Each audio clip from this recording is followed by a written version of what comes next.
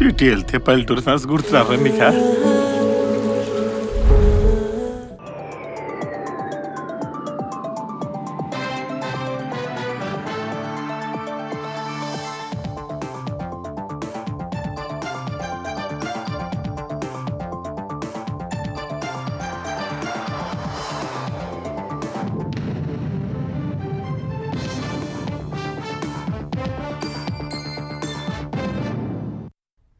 నమస్కారం, ETV news కు స్వాగతం. ముందుగా ముఖ్యాంశాలు. చెరువుల రక్షణ కోసం హైడ్రా ఆధ్వర్యంలో లేక్ ప్రొటెక్షన్ ఫోర్స్. ఒక్కో తటాకం వద్ద 2 చొప్పున నియామకం. ఆక్రమణలపై నిరంతర నిఘా. టీడీపీ కార్యాలయం, చంద్రబాబు నివాసంపై దాడి కేసుల్లో కానరాని పురోగతి. నిందితులు విచారణకు సహకరించడం లేదన్న పోలీసులు. విజయవాడ నగరపాలక అధికారులపై మంత్రి నారాయణ ఆగ్రహం. వరద బాధితులకు తాగునీరు కూడా సరిగా అందించలేరా అని మండిపాటు. మండుతున్న వంట నూనెల ధరలు. లీటర్పై 20 రూపాయల వరకు పెరుగుదల. దిగుమతి సుంకాన్ని 20% మేర పెంచిన కేంద్రం. ఆర్జీకర్ ఆసుపత్రి హత్యాచార కేసులో కీలక పరిణామం. మాజీ ప్రిన్సిపల్ పై అత్యాచారం, హత్య అభియోగాలు. పోలీస్ అధికారిని అరెస్టు చేసిన సిబిఐ. జీఎస్టీ చెల్లింపుల్లో నానాటికి పెరుగుతున్న మోసాలు. 2023-24లో 2 లక్షల కోట్లకు చేరిన ఎగవేతలు. ఆన్లైన్ గేమింగ్ సంస్థల వాటానే అధికం.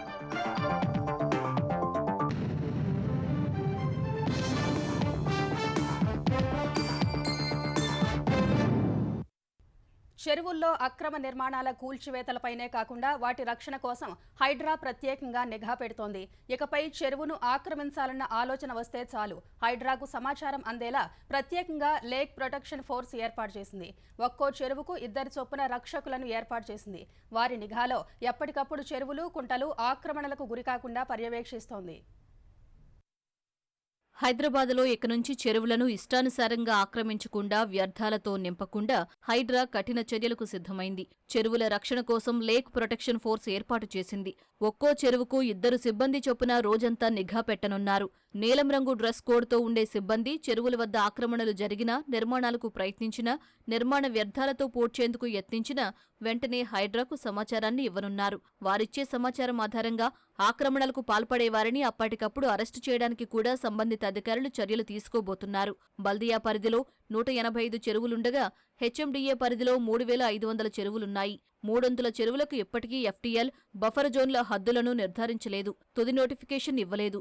హద్దులు సరిగా లేక అనేక మంది అనుమతులు లేకుండానే ఎఫ్టీఎల్ పరిధిలో భారీ భవనాలు నిర్మించుకున్నారు. కొంతమంది స్థానిక ప్రజాప్రతినిధుల అండతో చెరువుల గర్భంలోనే నిర్మాణాలు చేపట్టి వ్యాపారం సాగిస్తున్నారు. ఈ నేపథ్యంలోనే చెరువుల పరిరక్షణపై దృష్టి పెట్టిన హైడ్రా వాటిని కూల్చేయడమే కాకుండా చెరువును పూర్తిగా పరిరక్షించాలని లక్ష్యంగా పెట్టుకుంది. ఇప్పటివరకు జరిగిన ఆక్రమణలకు అడ్డుకట్ట వేయడంతో పాటు ఇకపై చెరువులను ఎవరూ కబ్జా చేయకుండా ప్రత్యేకంగా లేక్ ప్రొటెక్షన్ ఫోర్సును ఏర్పాటు చేయాలని ప్రభుత్వానికి ప్రతిపాదించింది. హైడ్రా ప్రతిపాదనలను పరిశీలించిన ప్రభుత్వం చెరువుల వద్ద నిరంతరం నిఘా ఉండేలా సిబ్బందిని నియమించుకునేందుకు హైడ్రాకు అనుమతులు ఇచ్చింది. ప్రస్తుతం హైడ్రా వద్ద తగినంత సిబ్బంది లేకపోవడంతో మిగిలిన శాఖల్లో పొరుగు సేవల కింద పనిచేస్తున్న కింది స్థాయి సిబ్బందిని లేక్ ప్రొటెక్షన్ ఫోర్స్తో రంగంలోకి దింపింది. మొత్తం 600 మంది సిబ్బందిని ఏర్పాటు చేయాలని భావించిన హైడ్రా మొదటి దశలో 70 చెరువుల వద్ద ఈ నిఘా ఏర్పాటు చేసింది. చెరువుల పరిరక్షణ కోసం ప్రత్యేకంగా నిఘా బృందాలను ఏర్పాటు చేయడం, ఉదయం, సాయంత్రం, రాత్రి వారంతా గస్తీ కాయడం పట్ల సమీపంలోని కాలనీవాసులు హర్షం వ్యక్తం చేస్తున్నారు. చెరువుల సమీపంలో నీలం రంగు దుస్తుల్లో సిబ్బంది కనిపించడం పట్ల వివరాలు ఆరా తీస్తూ హైడ్రా పనితీరును అభినందిస్తున్నారు. హైడ్రాతో పాటు పురపాలక శాఖ కూడా కొన్ని చెరువులను సుందరీకరణ చెయ్యాలని నిర్ణయించుకుంది. జోన్కు 5 చొప్పున కనీసం 50 చెరువులను ఎంపిక చేసి తీర్చిదిద్దాలని ఆ శాఖ ముఖ్య కార్యదర్శి దాన కిషోర్ అధికారులను ఆదేశించారు. ఈ క్రమంలో పెద్దగా ఆక్రమణలకు గురికాని చెరువులను గుర్తించి వాటిని పర్యాటక ప్రాంతాలుగా మార్చేందుకు ప్రణాళికలు రూపొందిస్తున్నారు. చెరువుల ఆక్రమణలకు సహకరించాలంటూ హైడ్రా కమిషనర్ రంగనాథ్ ఇచ్చిన ఫిర్యాదు మేరకు ప్రభుత్వ ఉద్యోగులపై నమోదైన కేసుల్లో చట్ట ప్రకారం నోటీసులు జారీ చేసి దర్యాప్తు కొనసాగించాలని సైబరాబాద్ పోలీసులకు హైకోర్టు ఆదేశాలు జారీ చేసింది. నిందితులకు నోటీసులు జారీ చేసి వారి వివరణ, ఆధారాలను తీసుకుని వాటితో పాటు అభియోగ పత్రం దాఖలు చేయాలని ఆదేశించింది. రంగనాథ్ ఫిర్యాదు మేరకు సైబరాబాద్ ఆర్థిక నేర విభాగం పోలీసులు ఆగస్టు 30న నమోదు చేసిన క్రిమినల్ కేసును కొట్టివేయాలని కోరుతూ మేడ్చల్ మల్కాజ్గిరి సర్వే విభాగానికి చెందిన అసిస్టెంట్ డైరెక్టర్ కె శ్రీనివాసులు, మరో ప్రభుత్వ ఉద్యోగి పూల్ సింగ్ వేర్వేరుగా పిటిషన్లు దాఖలు చేశారు. వీటిపై జస్టిస్ కె సుజన విచారణ చేపట్టారు. పిటిషనర్లు నిబంధనల ప్రకారమే వ్యవహరించారని వారి న్యాయవాది వాదించారు. అయితే నిందితులపై నమోదైన అభియోగాలన్నీ 7 ఏళ్లలోపు శిక్ష పడేవేనని, చట్ట ప్రకారం నోటీసులు జారీ చేసి దర్యాప్తు చేయాలని పోలీసులను న్యాయమూర్తి ఆదేశించారు. నిందితులు దర్యాప్తు అధికారులకు సహకరించాలని, అవసరమైన పత్రాలను సమర్పించి తమపై ఆరోపణలపై వివరణ ఇవ్వవచ్చన్నారు. పిటిషనర్లు సమర్థించిన ఆధారాలను పరిగణలోకి తీసుకుని మెజిస్ట్రేట్కు సమర్పించే తుది నివేదికతో జత చేయాలని ఆదేశిస్తూ పిటిషన్లపై విచారణను మూసివేశారు. ఇటీవలి భారీ వర్షాలకు దెబ్బతిన్న చెరువులు, కాలువలకు యుద్ధ ప్రాతిపదికన మరమ్మతులతో పాటు శాశ్వత పునరుద్ధరణ దిశగా తెలంగాణ నీటిపారుదల శాఖ చర్యలు వేగవంతం చేసింది. రాష్ట్ర వ్యాప్తంగా 773 చోట్ల కాలువలు, చెరువులకు గండ్లు పడటం సహా వరద ఉధృతికి దెబ్బతిన్నట్టు గుర్తించింది. అందులో చిన్న నీటిపారుదల పరిధిలోని చెరువులకు 265 చోట్ల గండ్లు పడగా 285 చెరువులు దెబ్బతిన్నాయి. భారీ నీటిపారుదల, మధ్య తరహా ప్రాజెక్టులకు చెందిన కాలువలకు 132 చోట్ల గండ్లు పడగా 83 చోట్ల దెబ్బతిన్నాయి. చెరువులు, కాలువలు, పంప్ హౌజులు, చెక్ డ్యాంల పునరుద్ధరణ కోసం ప్రభుత్వం ఇప్పటికే నిధులు మంజూరు చేసింది. అంచనాల తయారీ, పరిపాలన అనుమతుల్లో జాప్యం జరగకుండా సీఎం రేవంత్ రెడ్డితో మంత్రి ఉత్తమ్ కుమార్ రెడ్డి సంప్రదింపులు జరిపి పనులు వేగవంతమయ్యేలా చర్యలు తీసుకున్నట్లు నీటిపారుదల శాఖ తెలిపింది. తాత్కాలిక మరమ్మతులకు 75 కోట్లు, శాశ్వత పునరుద్ధరణకు 483 కోట్లు అవసరమని అంచనా వేశారు. రాష్ట్ర వ్యాప్తంగా పనులు యుద్ధ ప్రాతిపదికన జరగాలని మంత్రి ఉత్తమ్ కుమార్ రెడ్డి అధికారుల్ని ఆదేశించారు. పనులను క్షేత్రస్థాయిలో స్వయంగా పరిశీలించాలని నిర్ణయించిన ఆయన ఇవాళ హుజూర్ నగర్, కోదాడ నియోజకవర్గాల్లో పర్యటించనున్నారు. తెలంగాణ నూతన పీసీసీ అధ్యక్షుడిగా మహేష్ కుమార్ గౌడ్ నేడు బాధ్యతలు చేపట్టనున్నారు. గాంధీభవన్ ప్రాంగణంలో ప్రస్తుత టీపీసీసీ అధ్యక్షుడు సీఎం రేవంత్ రెడ్డి నుంచి మహేష్ కుమార్ గౌడ్ బాధ్యతలు స్వీకరిస్తారు. ఈ సందర్భంగా గాంధీభవన్తో పాటు హైదరాబాద్ నగరంలోని ముఖ్యమైన కూడళ్లలో కాంగ్రెస్ అభిమానులు, కార్యకర్తలు టీపీసీసీ అధ్యక్షుడు మహేష్ కుమార్ గౌడ్కు స్వాగతం పలుకుతూ పెద్ద ఎత్తున ఫ్లెక్సీలు ఏర్పాటు చేశారు. తెలుగుదేశం కేంద్ర కార్యాలయంతో పాటు చంద్రబాబు ఇంటిపై దాడి కేసులో వైసీపీ నేతలు విచారణకు సహకరించడం లేదని మంగళగిరి డీఎస్పీ మురళీకృష్ణ చెప్పారు. చాలా ప్రశ్నలకు తెలియదు, గుర్తులేదు అంటూ దాటవేశారని, అవసరమైతే మళ్లీ విచారణకు పిలుస్తామని స్పష్టం చేశారు. ఈ 2 కేసుల్లో వైసీపీ నేతలు లేళ్ల అప్పిరెడ్డి, దేవినేని అవినాష్, తలసిల రఘురాం, న్యాయవాది గవాస్కర్ మంగళగిరి పోలీస్ స్టేషన్లో విచారణకు హాజరయ్యారు. వీరందరినీ పోలీసులు వేర్వేరుగా విచారించారు. శనివారం రాత్రి 8 గంటలకు విచారణకు వచ్చిన జోగి రమేష్ను పోలీసులు గంటపాటు ప్రశ్నించారు. సుప్రీంకోర్టు ఆదేశాల మేరకు 3 పాస్పోర్ట్లు సమర్పించగా 2 ఇవ్వలేదని మురళీకృష్ణ తెలిపారు. ఫోన్లు అప్పగించేందుకు కూడా వారు నిరాకరించారని, తాము అడిగిన ప్రశ్నలకు స్పష్టమైన సమాధానాలు చెప్పలేదని డీఎస్పీ వెల్లడించారు. దర్యాప్తులో భాగంగా కొన్ని ప్రశ్నలు వేయడం జరిగింది. ఆ ప్రశ్నలకు వారు కరెక్ట్ సమాధానాలు అయితే చెప్పలేదు. వాళ్ళు ఇంటి దగ్గరే ఉన్నామని అన్నారు. కానీ మా పోలీసు బృందాలు వారి ఇంటికి వెళ్ళినప్పుడు వారి ఇంటి దగ్గర లేదు. చాలా ప్రశ్నలకు తెలియదని, ఎక్కడికి వెళ్ళలేదని చెప్పారు. అదే విధంగా దర్యాప్తులో భాగంగా వారి వాడుతున్నటువంటి ప్రస్తుత సెల్ ఫోన్లు మాకు వశపరచమని చెప్పాము. కానీ వాళ్ళు ఆ సెల్ ఫోన్స్ ని వశపరచలేదు. వాళ్ళు చెప్పిన సమాధానాలని మేము క్రాస్ చెక్ చేసుకుంటాము. అది నిజమా అబద్ధమా అన్నది వెరిఫై చేసుకుని తెలుస్తాం. విజయవాడ ముంపు ప్రాంతాల్లో వరద నీటిని తొలగించలేదని అధికారులపై పురపాలక శాఖ మంత్రి నారాయణ ఆగ్రహం వ్యక్తం చేశారు.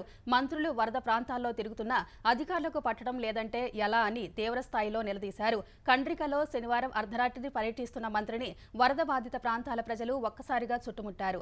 మంచినీరు ఏర్పాటు చేయడం లేదని, చెత్తను తొలగించడం లేదని మంత్రి వద్ద స్థానికులు వాపోయారు. దీంతో నగరపాలక సంస్థ కమిషనర్ అధికారులపై ఆగ్రహం వ్యక్తం చేసిన నారాయణ పేదల కాలనీలో సమస్యలు అధికారులకు ఎలా తెలుస్తాయని నిప్పులు చెరిగారు. యుద్ధ ప్రాతిపదికన ముంపు ప్రాంతాలలో నీరు తొలగించాలని, మంచినీళ్లు అందించాలని ఆదేశించారు. స్పందించకపోతే కఠిన చర్యలు తప్పవని అధికారులను నారాయణ హెచ్చరించారు. నేను పర్సనల్గా వీధి తిరిగి బుడద చూపించి చెత్త చూపిస్తే ఆమె అడిగిద్ది నాకు నీళ్ళే రాలేదంటది. ఆమె వచ్చి మా ఇంట్లో ఎత్తలేదు అంటది. ఏమని చేసేది మీరు? ఎవరు కమిషన్ ఏం చేసేది, నువ్వేం చేసేది, ఈఎన్సీ ఏం చేసేది? ఇదేనా? అదేమంటే నారాయణ సార్ తిడతాడంటారు, తిరిగి ఏం చేసేది? ఏఎన్సీ గారు డోంట్ టాక్. మేము ఉండేటప్పుడు ఆయన బెదిరించడం కాదు, లేనప్పుడు పని చేయాలి. అలాగే సార్, మా ముందే ఆయన దబాయిస్తే వస్తుంది, నువ్వేదో చేసినట్టుగా. It is your duty. After all ఒక చిన్న ఏరియాలో మీరు తీలాగానే ఉంటే ఈఎన్సీ గారు మీరు చేస్తారు చెప్పండి. ఇక్కడ మంచి వేస్తారు పడుకోండి, ఈఎన్సీ మీరు చేస్తారు. మీరు ఎక్కడన్నా 1, 2 అంటే ఇవాళే నీళ్లు పోయినాయి ఈ ఏరియాలో, ఆ బుడ తీయాలి, కొద్దిగా టైం పడుతుంది. దానికి వాళ్ళకు కూడా ఎవరికైనా గంటలో తీసేయాలని కోరుకుంటుంది. వాళ్ళు తప్పులేదు ఎవరికైనా, ఎందుకంటే 14 రోజులు సఫర్ అయ్యి ఎక్కడో బయట ఎవరో ఇంట్లో ఉండి వాళ్ళు వచ్చారు, వాళ్ళు వచ్చారు తిరిగి. సో నీళ్లు పోయినాయి కదా, ఇమీడియట్గా క్లీన్ చేసుకోవాలా, చెత్త తీసారంటుంది. వాళ్ళ యొక్క ఆతృత కరెక్టే, తప్పట్లేదు. అందుకని మా అధికారులు గట్టిగా చెప్పారు. విజయవాడలోని పలు ప్రాంతాల్లోకి మళ్లీ బుడమేరు వరద వస్తుందనేది పుకారు మాత్రమేనని ఆంధ్రప్రదేశ్ పురపాలక శాఖ మంత్రి నారాయణ స్పష్టం చేశారు. కొత్త రాజరాజేశ్వరిపేట, జక్కంపూడి కాలనీలతో పాటు వివిధ ప్రాంతాల్లో వరద వస్తోందంటూ తప్పుడు ప్రచారం జరుగుతోందని మండిపడ్డారు. ప్రజలు ఎలాంటి ఆందోళనకు గురి కావాల్సిన అవసరం లేదని, విజయవాడ నగరం పూర్తి భద్రంగా ఉందని స్పష్టం చేశారు. బుడమేరుకు గండ్లు పడ్డాయంటూ వస్తున్న పుకార్లను నమ్మవద్దని ఎన్టీఆర్ జిల్లా కలెక్టర్ సృజన ప్రకటించారు. బుడమేరుకు ఎలాంటి వరద నీరు రావడం లేదని స్పష్టం చేశారు. కొందరు ఆకతాయిలు ఈ తరహా వదంతుల్ని సామాజిక మాధ్యమాల్లో పోస్టు చేసినట్టు గుర్తించామని కలెక్టర్ స్పష్టం చేశారు. ఇలాంటి వాటిపై కఠిన చర్యలు తీసుకుంటామని హెచ్చరించారు. పుకార్లు నమ్మవద్దని పోలీసులతోనూ ప్రకటన చేయించారు. మన కాలనీ ప్రజలందరికీ విజ్ఞప్తి, ఈ మన కాలనీకి వరద వస్తుంది, ఇది కట్టదిగిందనే ప్రచారం అవాస్తవం.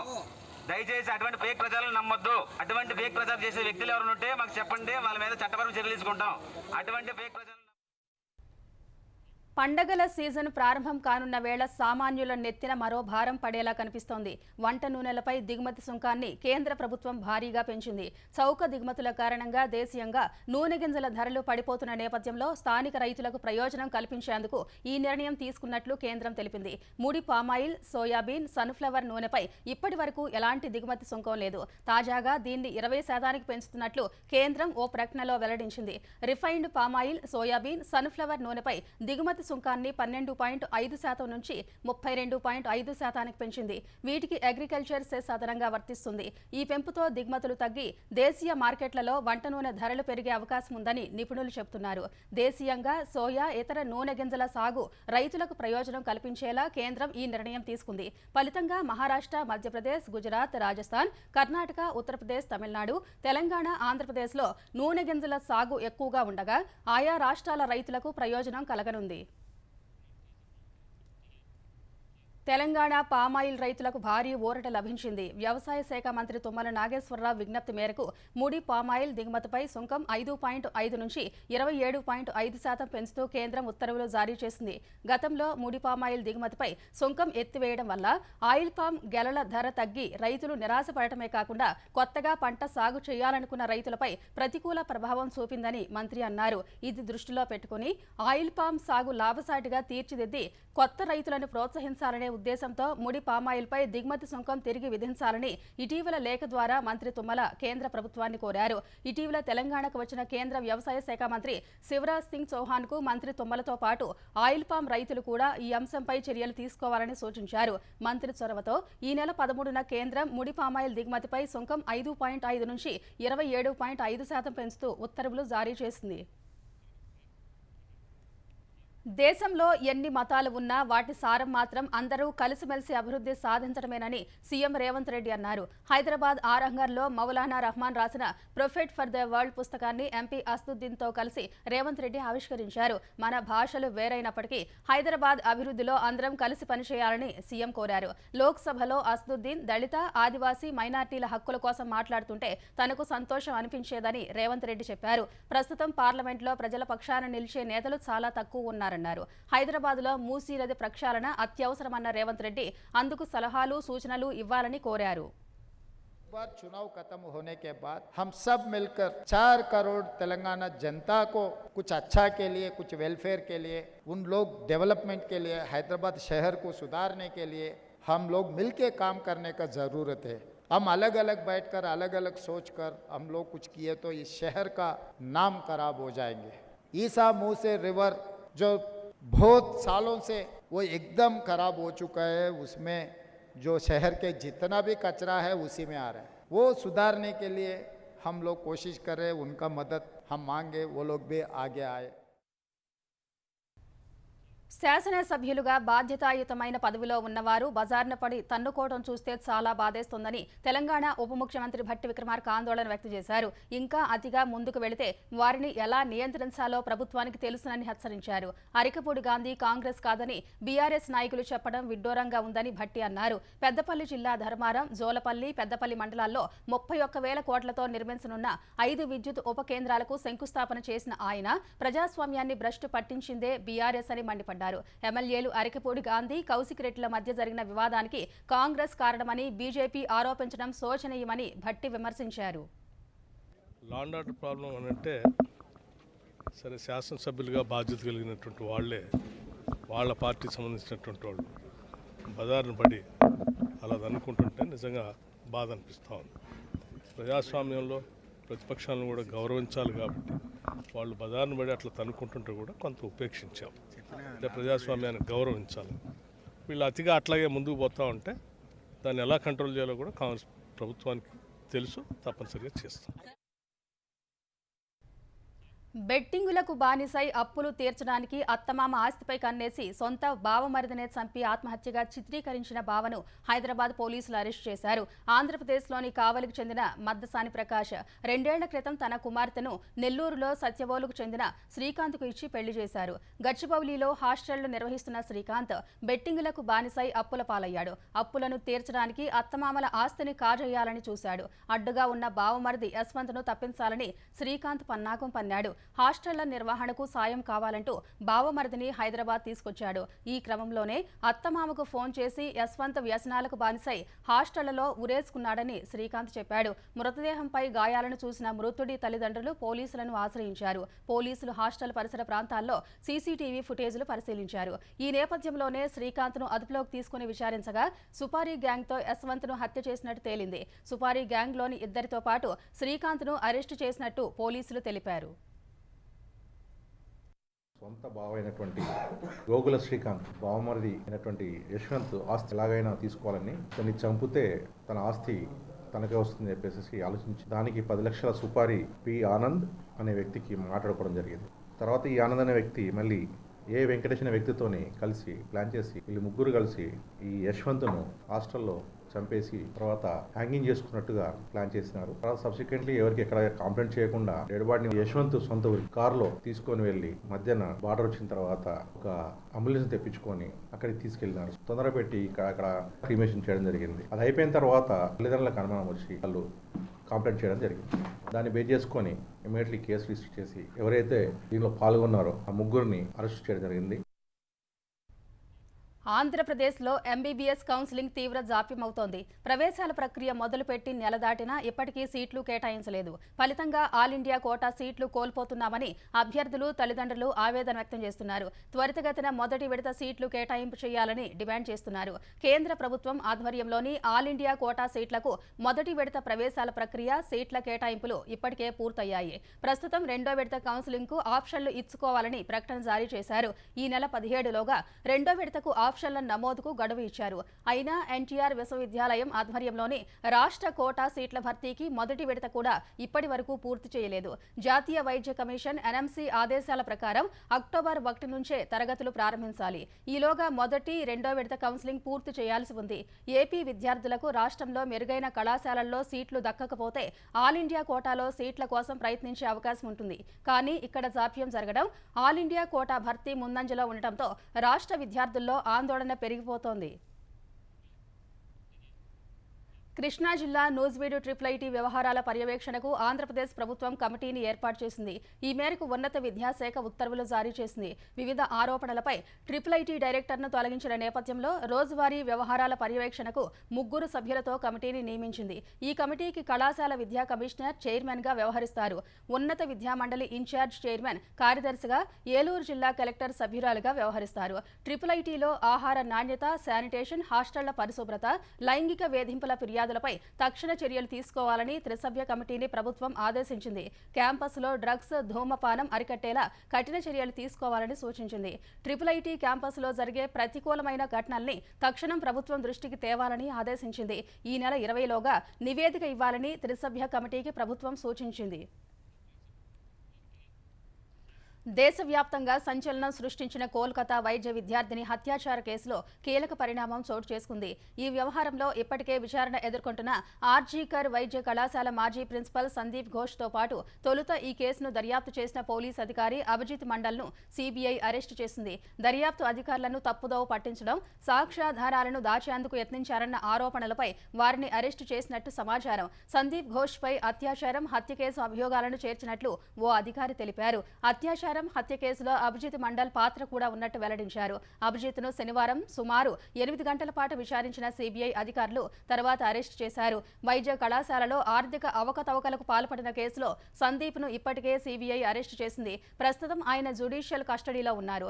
వైద్య విద్యార్థిని హత్యాచార కేసు విచారణ కోసం తమ కస్టడీకి సందీప్ను అప్పగించాలని సీబీఐ కోర్టును కోరగా ఆ మేరకు జైలు అధికారులకు ఆదేశాలు వెలువడ్డాయి. వైద్య విద్యార్థిని హత్యాచార కేసులో ఓ సామాజిక కార్యకర్తలు పోలీసులు అరెస్టు చేయగా అతన్ని సీబీఐ విచారిస్తోంది. దేశవ్యాప్తంగా సంచలనం సృష్టించిన కోల్కతా జూనియర్ డాక్టర్ హత్యాచార కేసులో న్యాయం కావాలని ఆందోళన చేసిన వైద్యులు పశ్చిమ బంగాల్ ప్రభుత్వంతో చర్చలు జరపడానికి అంగీకరించారు.